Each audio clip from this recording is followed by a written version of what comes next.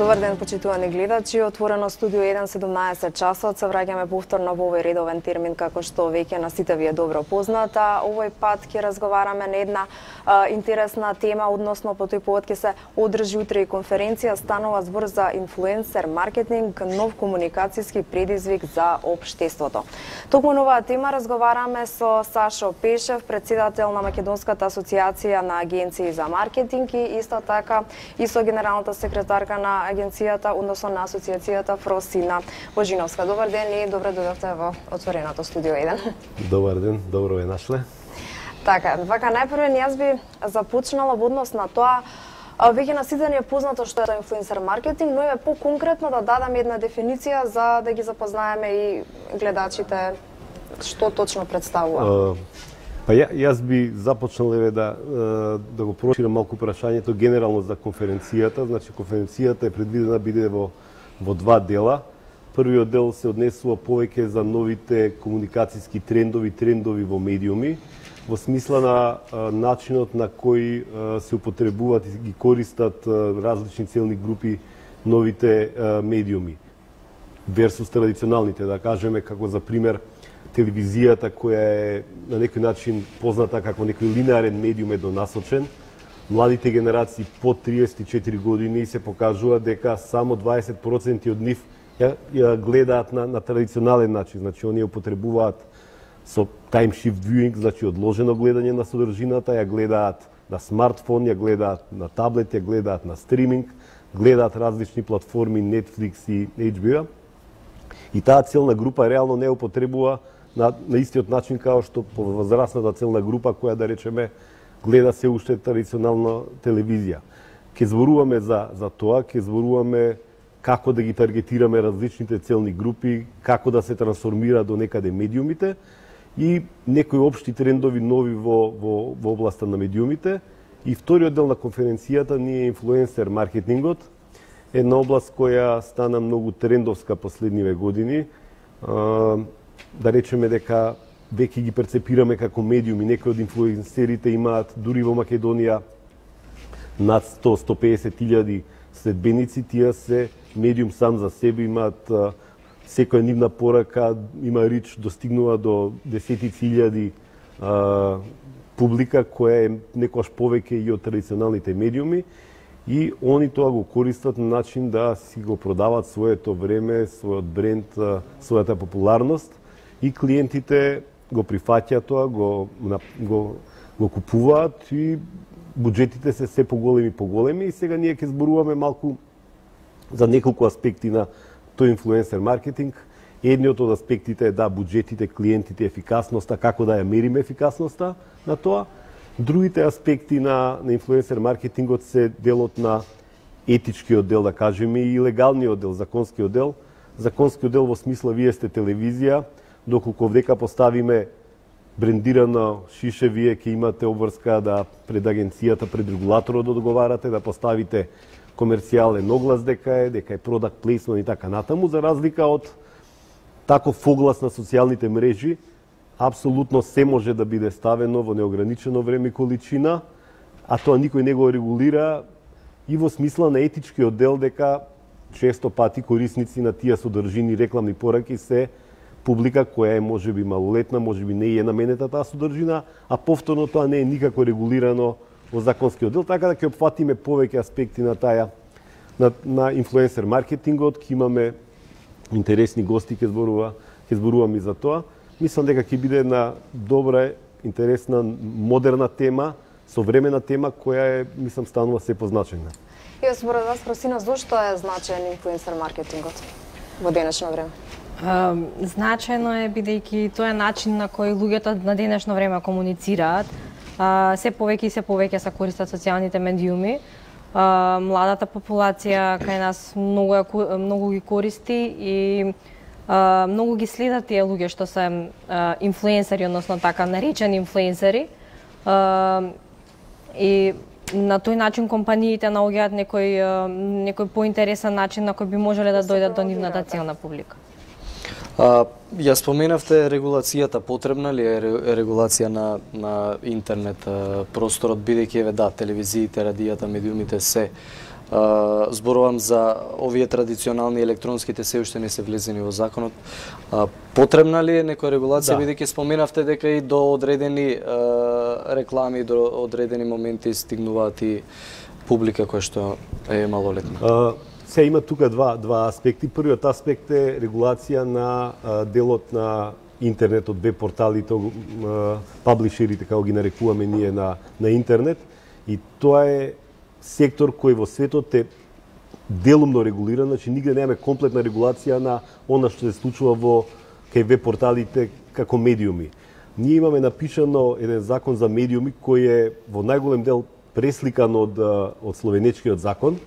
Меѓутоа, делот каде што веб порталите се регулираат како медиуми е изваден од законот и тоа во одредени моменти политички и на позицијата, тогашни опозицијата и сега им одговараше, бидејќи и сметаа дека таа област не треба се регулира, ќе има цензура и така натаму, и тоа некако така остана дека за сега веб порталите не се медиум во Македонија и не се никако регулирани. Беа оставени за се напише на нив кој што сака. Да, и тоа без го смета да има санкција. За некаква слобода. Меѓутоа, дојде времето кога сите сватија чинители политички, меѓутоа и општествени и компании и така натаму, дека имаме сериозни проблеми. Имаме крадење на содржини, имаме компании, фирми кои се регистрирани со домени нигде, имаме компании кои се виртуелни ја поставуваат. Немаме дека се тоа медиуми од каде се, кои им се основачите, од каде се приходите, без импресум кој е главен одговорен уредник. Имаме говор на омраза, имаме крадење на содржини, имаме лажни вести, имаме кривично дело се случува таму, ние апсолутно не знаеме која е таа компанија која стои за тоа и мислам дека потребно е да има регулација. Тоа е првиот чекор, како што да кажеме, на балканските земји, Словенија, Хрватска е направено, тоа е базична регистрација на тие компании. Значи, кој е основач, кој е собственик, кој е главен уредник, импресум и отприлика толку. Тоа е најблагата фаза на регулација, што мислам дека мораме поднајдно да ја направиме. И следна фаза ние као асоциација што ќе направиме е она што го направивме во делот на телевизиите, направивме меѓународен тендер, избравме компанија која ги мери рейтинзите, на која сите се согласивме дека и веруваме. И мислам дека следна фаза и го започнавме процесот заедно со ИАП, асоциацијата каде што членуваат најголем број на веб портали, да направиме меѓународен тендер кај ќе избереме заеднички мерач на кој ќе му веруваме, барем за тоа колку се тие сајтови веродостојни. Да, веродостојни, посетени, бидејќи и сега се продаваат некои 100.000 импресии, дали се тие вистински импресии, дали се купени негде на кинески сервери. Има многу начини да се стигне до нив. Која е таа целна група? Апсолутно имаме една магла која ја продаваме и ние на нашите огласувачи, на адвертајзерите, и не знаеме точно што купуваме и они што купуваат. И мислам дека тоа е фаза која многу брзо можеме да ја затвориме заедно со базичната регулација на порталите. И мислам дека асоциацијата е доста ангажирана околу тоа и го почнавме заедно со ИАП тој процес. Што се однесува до регулацијата на инфлуенсерите, тоа е веќе понапредна фаза. Тоа е нешто што сега се случи од минатата година во светот. Последен голем скандал се вика Fire Festival, може го видите документарецот за него, каде што непознатите светски манекенки ги однесоа на еден пуст остров, од таму сите постираа дека ќе се случи најголемиот музички фестивал во светот. По 200.000 земаа манекенките за тие постирања. Одеднашка илјадници луѓе дојдоа таму пуст остров, нема ништо. И одеднашка сваќа дека се работи за голема измама. Реагираше обвинителството во Америка, покрена кривични пријави за организаторите, меѓутоа прв пат ги опфати и инфлуенсерите кои постираа лажни вести практично, дека и они се на некој начин одговорни за тоа што го прават. Не може они да постираат било што и никој да не одговара за тоа што е кажано, бидејќи има влијание на милиони луѓе. И веќе се започна со регулатива каде што и инфлуенсерите одговараат за своето напишано и кажано. Меѓутоа тоа е напредна фаза за нас. Ние прво да се обидеме да го регулираме делов на веб порталите, па следна фаза би требало да биде и тоа. Кои се другите ваши активности како асоциација?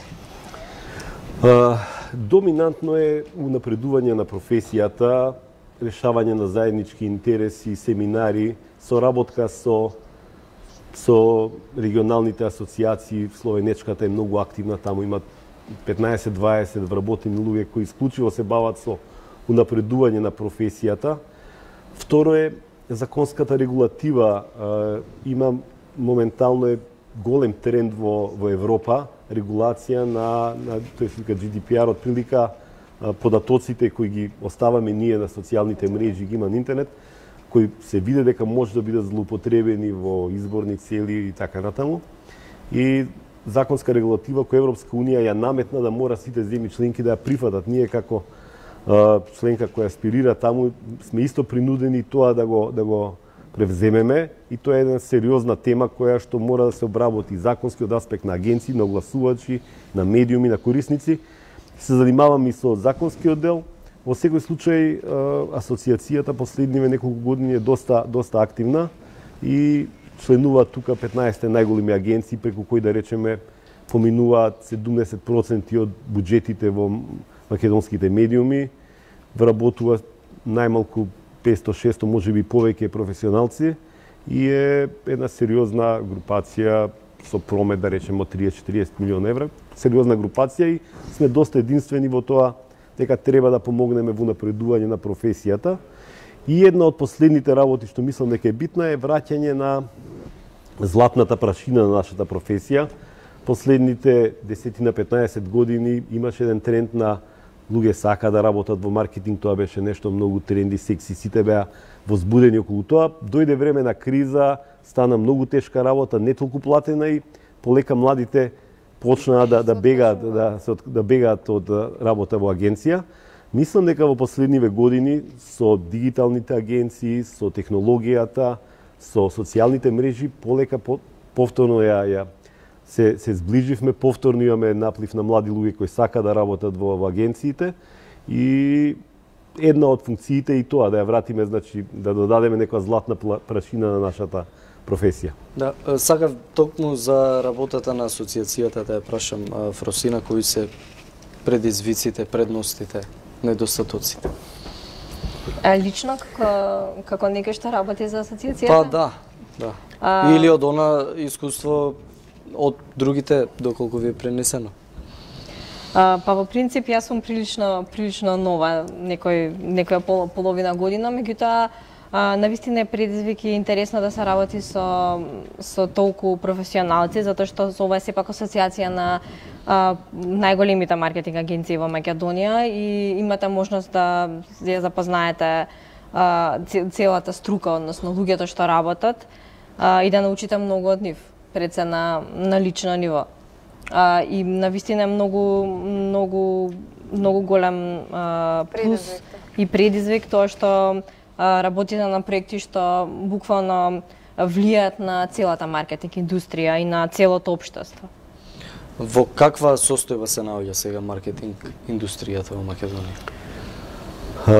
Имавме, да речеме, доста тешки кризни години од 2010-2011 година до минатата, можеби предминатата, имавме континуирана криза и можеме да речеме дека вкупните буџети во маркетинг индустријата, во медијскиот сектор падна можеби за 40%. Зборувам од времето на кога постоеше А1 телевизија, некој процват на македонската економија и така натаму. Дали поради политичката состојба во државата, дали на тоа се должеше? Апсолутно.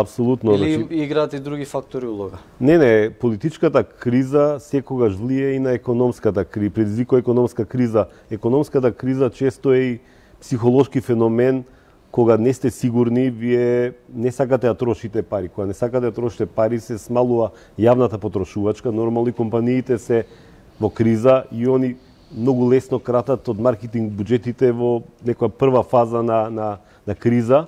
И тоа го имавме континуиран пат допред, да речеме, 1-2 години. Некако со стабилизирање на политичката криза во Македонија, со отварање на перспективи некакви, се почувствува раздвиженост на компаниите, едноставно очекување дека нешто добро ќе се случи на државата, прави да компаниите бидат послободни, инвестираат, трошат, и граѓаните да трошат повеќе пари. Пример, една голем сектор како што беше автомобилска индустрија, со години заради тоа што продажбата падна од некогашни 20.000 возила на само 4.000 нови возила, ја изгубивме како огласувач. И голем број на такви сектори едноставно отпаднаа како сериозни огласувачи и тоа се почувствува и на работата, и на приходите, и на платите на вработените во нашата индустрија. Меѓутоа, мислам дека полека се враќа, заедно со развојот на технологијата. Значи, веќе од маркетинг агенциите се очекува да бидат консултанти на самите клиенти, да им помогнат во развој на производот, да го дизајнираат производот, да ја дефинираат целната група. Проблематична е сега целната група, младите, за кои повеќето луѓе сакаат да гласуваат се на различни платформи, до 3 или 4 часа дневно поминуваат на својот смартфон. Имате проблем како да го таргетирате, како да го најдете и при тоа сите тие млади или миленијалци што ги нарекуваат после 2000 година родени и нешто претходно, се луѓе кои се доста силни индивидуалци. Они си се затворени малку во својот свет и вие мора да го најдете каде, да му патите директна порака, да бидете креативна. И уште поголемиот предизвик за огласувачите и за нас агенциите е дека они немаат трпение. Се покажува дека младите луѓе користат видео содржини, гледаат највеќе 80% од времето поминуваат на видео содржини на интернет, меѓутоа 80% после 15-20 секунда више не ја гледаат. Значи само 20 и нешто проценти, сега можам да ги извадам податоците. Пораката треба да биде кратка и јасна. Мора да е кратка и јасна. Значи вие мора во првите 5-10 секунди да го таргетирате, да го знаете каде што прави, да му патите порака која ќе биде динамична и интересна, за да он ја гледа и повеќе од 5-10 секунди и при тоа покрај креативна порака емотивна да му патите и комерцијална порака. Значи функцијата е повторно некаква комерцијална порака да му протнете у тоа.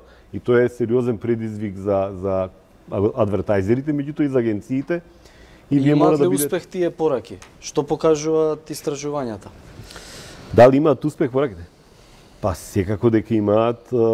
Проблемот е што комуникацијата станува двонасочна.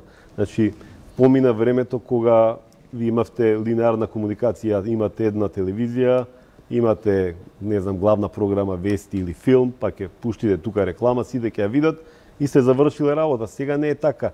До 34 години од луѓето само 20% од нив се на ТВ класично. 80% се негде. Еве вие вас да ве прашам колку време поминувате дневно пред класична телевизија, многу малце, или гледате time shift viewing, гледате содржина која била претходно.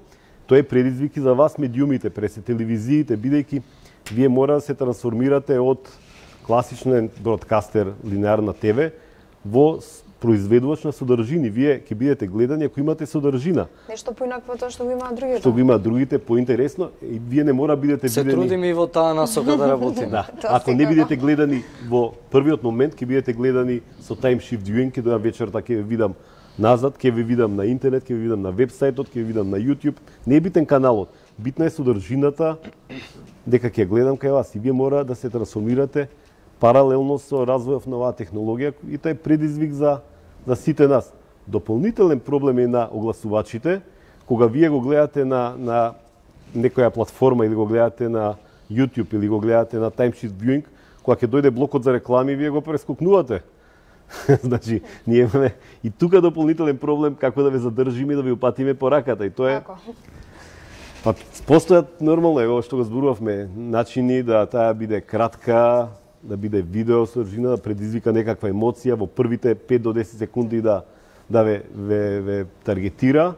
И втора работа да биде интерактивна по можност, значи самите брендови стануваат произведувачи на содржина. Со таа содржина вие комуницирате преку социјални мрежи, имате право, тоа е голема демократија, секој да напише за тоа и е многу често може да предизвика и криза таков тип на гласување. Во секој случај е многу по-комплексно и тешко него што било пред 15, 20 или 30 години кога сме почнувале во оваа индустрија да работиме. Сега е многу по-комплексно и работите и правилата се менуваат, да речем, на 2, 3, 5 години. Комплетно тоа што важело тогаш не е сега.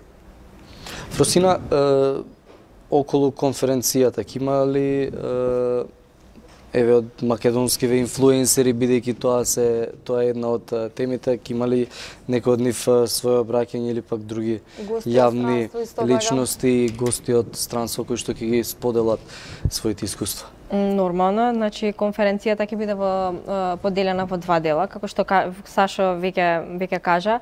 Првиот дел од конференцијата е наменет за трендовите воглавно во медиумите, дали е тоа телевизија, дали е тоа социјален медиум.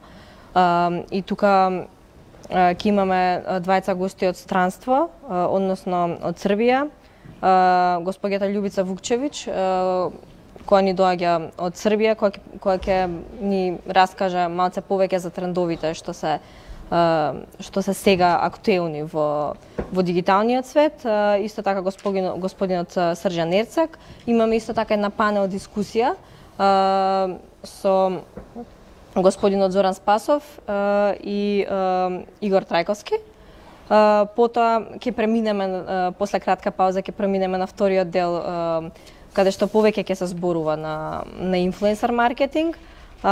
Тука ќе ни гостуваат Коста Петров, Сергеј Варошлија, како и двајца странци од Словенија, господинот Домен Маврич и Алеш Грам. Добро, и еве пред крајот на овој разговор имаме и околу Данка. Да, извинете, и господјата Данка Трбоевич од Одлично. Србија. Да, за следните активности што се планираат во иднина, особено формирање на Joint Industry Committee. Па да, тоа го споменав. Мислам дека веќе го започнавме процесот заедно со ИАП да распишеме тендер за избор на официјален мерач. Го започнавме и процесот на саморегулација на медиумите кај интернет порталите. Меѓутоа, искрено, доста тешко иде саморегулацијата. Некако ние не сме научени да ја почитуваме саморегулацијата. И повторно имаме виртуелни сајтови кои даваат содржини, повторно имаме податоци кои ни ги праќаат на Alexa од Google Analytics, неточни податоци кои ние ги доставуваме на гласувачите, повторно имаме превземање на содржини, повторно ги имаме сите проблеми кои ги имавме и се покажа дека делот на саморегулацијата кој го започнавме со ИАП не дава баш добри резултати. Идејата беше да секој да постави беџ за етичност на секој портал, дека ги почитува правилата, кодексите на етично информирање и однесување на порталот, и ние како агенции огласувачи да инвестираме само во такви портали. Меѓутоа, некако тешко иде во делот на саморегулацијата и ќе се зафатиме со регулацијата. Да, тоа е веќе друга област, Тоа е потешка и посериозна. Да, и мислам дека таа работа ние како еден од поголемите предизвици. Годинава сме и домаќини на регионалната конференција на асоциациите од Балкан. Пренесуваме искуства, сепак словенците и хрватите кои се дел на Европска унија се тие што се понапред во делот на самата индустрија и превземаме доста знаење од нив. Ќе бидеме домаќини тука. Имаме во секој случај доста активности и ја оживеавме, мислам, малку ја развиживме сцената. И после детали сега утре на конференцијата ќе. Да, конференцијата дефинитивно, мислам, не сме во функција на промоција на конференцијата, веќе 250 колку што собира салата, ние 250 гости имаме, така да и да сака сега веќе некој да дојде да земе карти не може, едноставно сакаме да ја промовираме професијата и правата вредност на нашата професија во име на градење на бренд, на репутација, на честно огласување. Тоа е функцијата. Сашо, Фросина, ви благодариме за гостувањето во Отворено студио на 1 ТВ. Времето е да се одјавиме, така тука завршува овој трет блок Отворено студио 1, но сепак вечерашното студио продолжува во 19 часот и 15 минути, во меѓувреме пак малку забава, односно следува возење со Вучич. Пријатно.